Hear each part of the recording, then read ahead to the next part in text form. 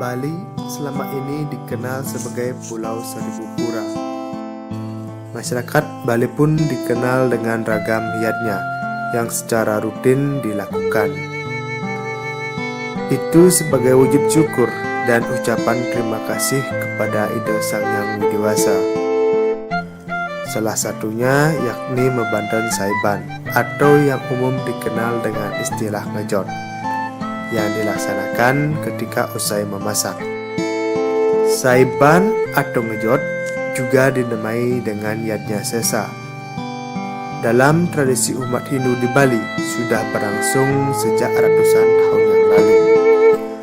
Persembahannya pun sangat sederhana, sebab menggunakan sarana dari apa yang dimasak saat itu, yakni terdiri dari satu jokotan atau sejumpun nasi yang ditaruh pada sepotong daun pisang ataupun sarana dedaunan lainnya.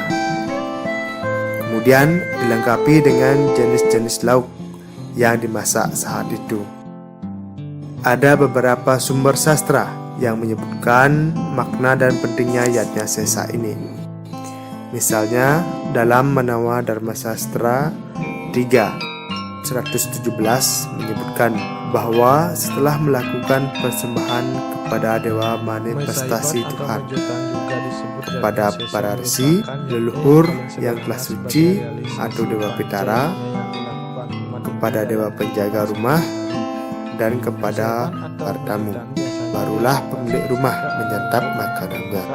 Dengan demikian, dia pun lepas dari dosa. Sedangkan dikutip dari Bhagavad Gita 3:13 menyatakan bahwa makanlah setelah melakukan yatnya.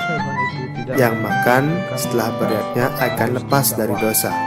Mereka yang makan tanpa beryatnya sebelumnya sesungguhnya makan dosanya sendiri.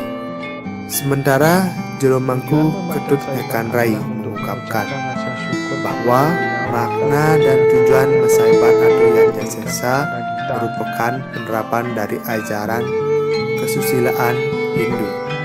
Sebuah yatnya yang menuntut umat untuk selalu bersikap anesangsia, yakni tidak mementingkan diri sendiri, namun mendahulukan kepentingan di luar diri. Selain itu, Masaiban juga memiliki makna. Jika manusia sudah selesai memasak, wajib memberikan persembahan berupa makanan yang dimasak tersebut. Karena tak bisa dipungkiri jika makanan tersebut bersumber dari kehidupan dunia ini.